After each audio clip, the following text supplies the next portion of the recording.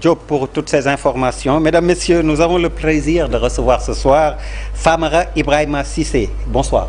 Bonsoir. Alors, vous êtes tête de liste de la coalition Sàmm Sa Gafaka, Sàmm Sa Ëllëg Actif. Je vais dire donc une liste pour les consommateurs. Absolument.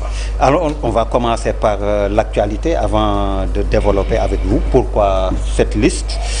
Avec la dernière actualité, le procès de Bougane Gueye Dany, le candidat sur la liste Sàmm Sa Kàddu VAR, a été finalement libéré, même si condamné à 1 mois avec sursis, assorti d'une amende de 100 000 francs CFA, selon les informations que nous avons reçues. Une réaction par rapport à cela? Oui, nous applaudissons des deux mains. Nous nous réjouissons de sa libération parce que nous avons estimé à un moment donné qu'il n'en valait pas la peine. C'est un homme politique qui est dans un champ politique et qui pose des actes politiques. Par voie de conséquence, rien ne valait tout ce tintamarre pour le mettre en prison, en garde à vue, le juger. Et je remercie notre justice pour cette sage décision de lui permettre de vaquer à ses occupations et de battre campagne comme tous ces autres candidats. Donc un verdict d'apaisement. Oui, un verdict d'apaisement. Et cela relève aussi des prérogatives de la justice. Mais bien sûr. Mais pour plus d'apaisement, ne faudrait-il pas arrêter les saccages, les violences? Le dernier cas, nous avons eu le saccage du siège de Sàmm Sa Kàddu à Sacré-Cœur. Là également, nous avons eu Barthélémy Dias dans cette édition qui parle de crimes et d'actes prémédités, qui demande aux autorités aussi de faire le nécessaire. Là également, qu'est-ce que vous dites aux autres pour que cette campagne se passe dans de meilleures conditions et sans violence? C'est les actes que nous déplorons. Je pense que la violence devrait être derrière nous. Ouais. Nous sommes en campagne électorale, nous sommes en dignité égale. Les arguments devront s'affronter. Nous préférons la guerre des arguments que la guerre des muscles. Donc j'appelle tous les partis politiques, les coalitions et les entités indépendantes à garder plus de sagesse et à demander à leurs militants de veiller à ce que la stabilité, la paix et surtout la quiétude des Sénégalais soient préservés, quand bien même nous soyons dans une période de campagne électorale. Alors Famara Ibrahima Cissé, on vous connaissait, très engagé avec Actif pour les usagers de banque, les consommateurs donc en général. Pourquoi cette fois-ci vous avez décidé d'essayer d'avoir un représentant à l'Assemblée nationale pour ces élections législatives? Vous savez, d'ailleurs, nous portons une nouvelle voix, la voix des consommateurs de manière générale. À ma souvenance, je n'ai jamais entendu une association de consommateurs conquérir des voix ou bien des sièges à l'Assemblée nationale. Donc c'est une première et il fallait montrer aux Sénégalais qu'il y a des entités qui sont prêtes à défendre leurs intérêts, à défendre leur consommation, à veiller à ce que leur pouvoir d'achat soit revu à la hausse et que les denrées de première nécessité, les consommations des services financiers, etc. soient revues à la baisse. Donc je pense que les Sénégalais prendront conscience de cela et voteront pour nous parce qu'ils souffrent énormément dans leur intimité. Le coût de la vie est extrêmement cher. Nos gouvernants ont montré leur faiblesse par rapport au coût de la vie. Nous avons assisté à plusieurs rencontres sur la cherté de la vie qui n'ont abouti à absolument rien du tout. Le coût du logement a connu une hausse jusqu'à présent. Les services financiers des banques, des assurances, des émetteurs de monnaie électronique ont connu une hausse vertigineuse. Donc c'est le Sénégalais qui souffre dans sa chair et dans son intimité. C'est pourquoi nous avons décidé aujourd'hui, avec les Sénégalais, avec tous ceux qui nous portent, d'aller à l'Assemblée nationale pour voter des lois protectrices des clients, de manière générale. Parce que notre arsenal juridique souffre de carence de lois protectrices des usagers, des clients de manière générale. Et parmi ces lois, on peut en citer... Justement, qu'est-ce qu'on retrouve dans votre profession de foi? Oui. Si vous regardez bien, aujourd'hui, nous avons prévu la loi sur le délai de rétractation D'ailleurs, vous savez qu'une fois à la banque, c'est dans des conditions extrêmement difficiles que vous contractez et que vous signez la convention. La police des écritures est extrêmement petite. C'est après lu et approuvé que vous signez. Et dès lors que vous signez, vous voyez que vous rendez compte que vous souffrez dans le remboursement, dans le paiement des échéances. C'est pourquoi nous avons dit qu'il fallait une loi sur le délai de rétractation ou rétraction. C'est une loi qui autorise et qui permet à l'usager qui, après avoir signé une convention, de bénéficier de 15 jours pour pouvoir renoncer à cette loi. Cette loi-là n'existe pas. Dès lors que vous signez, vous tombez sous le coup de la loi et que si vous voulez renoncer après sortie, après 24 ce n'est pas en connaissance de cause que l'usager signe. Absolument pas, parce que tout le monde, nous n'avons pas le temps matériel de lire la convention. Nous avons signé des conventions que nous n'avons jamais lues. Maintenant, si vous signez une convention, la banque vous donne un duplicata, la compagnie d'assurance vous donne un exemplaire que vous aurez la latitude de lire à tête reposée à la maison. Et si vous voyez des vices de forme, des vices de consentement ou bien des anomalies dans la convention, et la loi vous autorise, vous donne le droit de dénoncer ce contrat ou bien de renoncer à cette signature-là juste au bout de 15 jours. Donc ça, c'est une avancée une fois à l'Assemblée nationale. Mais aussi, il y a la loi sur le délai de grâce et la loi sur le surendettement. D'abord, la loi sur le délai de grâce. Vous voyez commerçants qui empruntent de l'argent à la banque, qui donnent en hypothèque ses biens immobiliers, mais s'il est frappé d'un sinistre, constaté par tout le monde, la banque ne cherche même pas à comprendre. Elle s'empare de ses biens pour les vendre à la criée. Et je rappelle que pour une maison de 100 millions, la banque bazarde la maison à 25 millions. Il y a une loi qui pourrait protéger ces travailleurs, ces commerçants. Mais aussi la loi protège même un employé d'une structure qui est frappé d'un sinistre après avoir emprunté de l'argent. C'est-à-dire que vous êtes dans une structure, vous êtes licencié, alors que vous aviez un prêt en cours, vos indemnités de licenciement sont versées à la banque n'aura plus la possibilité de saisir ces indemnités de licenciement ou de vous poursuivre.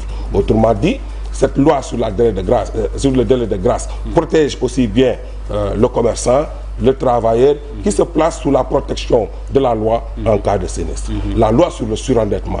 Vous avez beaucoup de fonctionnaires aujourd'hui, de travailleurs, de salariés sont surendettés. Et la loi définissait la quantité cessible, saisissable. C'est la partie du salaire que le créancier ne peut prendre et que le client ne peut donner en aucun cas. Mais nous voyons des travailleurs qui devraient percevoir 500 000 francs, mais quand le salaire passe à la banque, vous voyez de modiques sommes in fine. Donc il perçoit 25 000 ou 30 000. Ce travailleur est dans un état de surendettement. Nous allons à l'Assemblée nationale pour proposer la loi sur le surendettement avec une commission de surendettement qui va permettre aux usagers en difficulté, en état de surendettement, de se placer sous la protection de la loi. Sinon, ça serait des difficultés. Vous voyez, je vous donne un exemple d'un enseignant qui va rester 7 ans sans salaire. Parce que tout simplement, la banque s'est emparée de son salaire. Parce que aussi à la source, il y a des usuriers, notamment la Dakaroise de l'équipement ou bien des Libano-Syriens qui prélèvent son salaire à la source. Donc, c'est des usuriers qui sont là, qui exercent illégalement la profession dans l'impunité totale. Je tiens à préciser que vous êtes entièrement responsable de vos propos et des noms que vous avez avancés. Une plainte a été déposée à l'OFNAC et je pense que l'OFNAC va faire son travail. Mais d'ailleurs, laissez-moi vous parler de la loi sur la mobilité bancaire. Aujourd'hui, pour changer de banque, le client paye plus de 200 000. L'attestation d'engagement coûte presque 100 000 francs, 87 750. C'est un papier qui dit, vous devez tant à la banque. Ce papier-là est payé très cher, 87 700. 87 750 pour une attestation d'engagement. D'autres banques font le papier à 100 000 francs. C'est excessivement cher. Que le papier vous dise, vous devez tant à la banque. Vous payez la banque, vous remboursez des pénalités de remboursement par anticipation, vous voulez quitter la banque vous dit, vous allez encore payer un autre papier que l'on appelle attestation de non-engagement. C'est un simple reçu qui dit, vous ne devez rien à la banque. Ce papier-là aussi coûte 87 750. C'est de l'arnaque, c'est des abus, c'est du vol. Et là, il faut qu'on vote la loi sur la mobilité bancaire à l'Assemblée nationale. Qu'est-ce que la loi sur la mobilité bancaire? Comme la portabilité effectivement, en téléphonie. Effectivement, vous allez chez votre banquier, vous voyez que vous perdez 2 heures de temps parce que la banque est pleine et il n'y a qu'un seul guichet qui fonctionne. Vous allez au GAP, le GAP tombe régulièrement en panne. Vous négociez un prêt, un taux d'intérêt, vous n'êtes pas d'accord. Vous avez la possibilité d'aller voir un autre banquier et de remplir le formulaire de mobilité bancaire qui vous fera tout bonnement quitter la banque, migrer vers cette banque-là sans pénalité, ni sans tracasserie et sans dépenser beaucoup d'argent. Donc c'est une loi qui existe dans beaucoup de pays. Cette loi-là serait la bienvenue parce que tout simplement ça permettra, ça favorisera la concurrence entre les banques. D'ailleurs, si vous voyez votre gestionnaire qu'il vous propose un taux de 12% alors que vous voulez un taux de 10%, vous irez voir un autre banquier ailleurs. Là, les banques vont diminuer leur coût des services. La carte GAP qui coûte excessivement cher. D'ailleurs, je vous rappelle que votre carte GAP, si elle est en défaut de fabrication, la banque vous donne une carte qui est frappée de défaut de fabrication. D'ailleurs, pour le renouvellement de cette carte, vous payez 12 000 francs. D'ailleurs, si vous perdez votre carte GAP, vous allez pour faire une opposition pour que cette carte ne puisse pas être utilisée, d'ailleurs, vous payez pour l'opposition 40 000 francs. D'ailleurs, si vous perdez votre chéquier, vous allez voir votre banquier pour que ce chéquier-là ne passe, les chèques qui sont dans le chéquier ne passent pas. La banque vous dit pour chaque chèque, vous payez 8 000 francs. D'ailleurs, nous avons l'impression que les banques favorisent le vol, l'arnaque. Parce que tout simplement, ça devait être une chose extrêmement banale. Et une autre information, la banque vous dit que la carte GAP coûte 23 400. La carte GAP n'a jamais coûté 23 400. C'est une carte qui coûte 72 000 francs et qui est prélevée annuellement à raison de 23 400. C'est la carte qui est vendue. Donc, d'ailleurs, il faudrait que l'information passe. Il faudrait que les banques disent la vérité aux usagers. Je vous donne une information de taille aujourd'hui parce que ça fait partie de notre combat. Vous savez, le transfert, parce qu'aujourd'hui, avec la digitalisation, vous faites le transfert de votre compte mobile monnaie vers votre compte bancaire. Cette transaction qui coûte excessivement cher, 1%, vous transférez 200 000, vous payez 2 000 francs. C'est extrêmement cher. Il n'y a pas de charge d'exploitation. Nous avons écrit aux deux opérateurs en place, je ne veux pas les citer, mais l'un des opérateurs nous a donné une excellente nouvelle pour nous dire que désormais, il va revoir sa grille tarifaire. Et revoir sa grille tarifaire signifie qu'à compter de 100 000 francs, tout montant supérieur à 100 000 francs est payé forfaitairement à 500 francs. C'est une excellente nouvelle. Nous attendons le deuxième opérateur pour qu'il fasse pareil. Mais s'il ne fait pas pareil, nous nous dresserons contre lui parce que tout simplement, il n'y a pas véritablement de charge d'exploitation. D'ailleurs, vous recevez des SMS bancaires. L'SMS coûte 800 francs. Imaginez-vous un SMS bancaire qu'on vous envoie en guise d'avis de débit ou d'avis de crédit pour vous informer que l'argent est entré dans votre compte ou vous avez sorti de l'argent. Le message, et même pour les frais, coûte 800 francs. Ah oui. Pour d'autres banques, c'est 1250 francs. Mais c'est extrêmement cher. C'est le pouvoir d'achat du travailleur qui est en train d'être violé. C'est pourquoi nous avons décidé de porter cette affaire-là à l'Assemblée nationale. D'ailleurs, vous faites un prêt. Ce prêt est accompagné d'une assurance emprunteur. Les textes disent, le code CIMA dit qu'à la fin du prêt, si le risque ne s'est pas matérialisé, la banque doit vous rembourser une partie de cette assurance. C'est ce qu'on appelle la participation aux bénéfices techniques et financiers. Globalement, à parler de la participation aux résultats. Les banques n'ont jamais restitué cette prime d'assurance emprunteur. Nous avons contacté les compagnies d'assurance pour leur demander leur avis sur la question. Ces compagnies d'assurance nous ont fait comprendre que le contrat est commercialisé à la banque. Effectivement, le contrat est commercialisé à la banque et que cette prime d'assurance emprunteur est restituée à la banque. Il n'y a pas de restitution au niveau de la clientèle. C'est du vol, c'est de l'arnaque. Et aujourd'hui, nous devons veiller à ce que les institutions bancaires, comme les institutions de microfinance, comme les institutions d'assurance, de compagnies d'assurance, préservent la dignité des travailleurs, préservent les maigres ressources des travailleurs. Pour ce faire, nous avons demandé à ce qu'il y ait un fonds destiné à payer les frais de procès des petits clients. Votre banquier sait que vous n'avez pas les moyens de prendre un avocat. Un avocat coûte excessivement cher. Surtout sur la durée. Sur la durée. Parce que les banques, les commerces ne sont pas gagnés au Sénégal. Je vous dis, vous êtes en contentieux avec votre banque. Vous allez au tribunal. Vous gagnez toutes les étapes. La banque fait des appels à la Cour suprême, etc. vous gagnez à la Cour suprême, la banque fait appel à la CCJA. Si vous n'avez pas les moyens de prendre un avocat, de payer les honoraires de déplacement en Côte d'Ivoire, de payer les frais d'hôtel, de payer les frais de déplacement, vous risquez de perdre ce procès-là. C'est pourquoi. C'est une guérilla judiciaire. Ah oui, c'est pourquoi il faut fondamentalement un fonds destiné à payer les frais de procès des petits clients. Les entreprises peuvent supporter ces frais de procès. Mais d'ailleurs, vous et moi ne pouvons pas supporter ces frais de procès. Si votre gestionnaire sait que, si votre gestionnaire sait que s'il prend de l'argent dans votre compte, vous avez la possibilité de porter plainte et de bénéficier gratuitement d'un avocat, je pense que l'arnaque, les abus des bancaires s'estomperont. Et c'est ce que nous recherchons et nous appelons aux Sénégalais. Mobilisez-vous. Mobilisez-vous pour cette cause particulière. C'est important parce que nous sommes dans un monde de digitalisation. La banque est fondamentale. La banque, nous ne sommes pas contre les banques. Nous voulons des banques de développement, des banques à visage humain, des banques qui financent aujourd'hui le développement de notre développement et l'économie de notre pays. Malheureusement, nous avons des banques, des caisses, des banques étrangères qui ne travaillent pas pour le pays, qui ne travaillent pas pour la promotion des entreprises. Aujourd'hui, beaucoup d'entreprises tendent vers la faillite à cause du coût du capital qui est extrêmement cher. Il y a 70 stations-service qui ont fermé boutique. Et derrière chaque entreprise, il y a des emplois. Ces emplois-là devront être présents.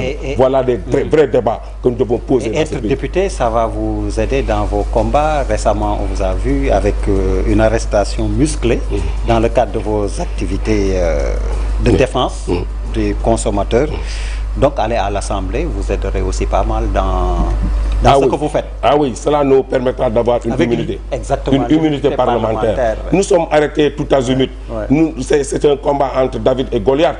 Les banques nous mettent en prison à tout bout de champ. J'ai vu la dernière fois, c'était assez compliqué. C'était très compliqué d'ailleurs. Pendant 4 jours, j'étais à l'hôpital, j'ai été évacué, j'ai été mis en prison, etc. Mais cela ne nous décourage pas. Elles cherchent à nous décourager, cela ne nous décourage pas. Et vous êtes avec qui dans la coalition? Nous sommes seuls. Nous sommes seuls. Nous ne pouvons pas aller avec des politiciens. Nous n'avons pas le même discours. Mais peut-être d'autres associations de consommateurs. Oui. Vous savez, nous avons un cœur de métier. C'est vrai que nous dénonçons le coût de la location, nous dénonçons le coût du Woyofal, nous dénonçons le coût de l'Internet, de la téléphonie mobile qui est extrêmement cher. Les autres associations de consommateurs nous soutiennent, mais dans notre liste, il n'y a que Actif comme association de consommateurs. Nous ne voulons pas être avec les politiciens parce que nous n'avons pas le même discours, nous n'avons pas les mêmes objectifs. Notre credo, c'est de défendre les usagers, c'est de défendre le consommateur, c'est de défendre le client de manière générale. Et je pense qu'une fois à l'Assemblée nationale, vous avez vu que moi je vous ai parlé de loi. Les politiciens qui viendront ici ne vous parleront pas de loi. Je vous ai cité pas mal de 7-8 lois que nous voulons faire passer à l'Assemblée nationale. Au profit des consommateurs. Au profit des consommateurs. Parce que nous avons un arsenal juridique qui est frappé par une carence de lois protectrices des travailleurs, des usagers, des clients, des consommateurs de manière générale. Et une fois à l'Assemblée nationale, je pense que nous appellerons nos collègues députés à voter cette loi-là avec notre majorité. Parce que nous pensons que les Sénégalais ont disqualifié les politiciens et ils comptent sur nous pour que le coût de la vie connaisse une certaine baisse. Bonne chance alors, Famara Ibrahima Cissé. Merci et bonne chance à tous les autres clients, parce que tous les consommateurs de manière générale. Moi, je dirais bonne chance aux autres listes pour rester équitables. Alors, nous vous remercions, vous également, mesdames, messieurs, de nous avoir reçus chez vous. Excellente suite de programmes sur la TFM, la télévision Futur Média. Merci, bonsoir. Merci.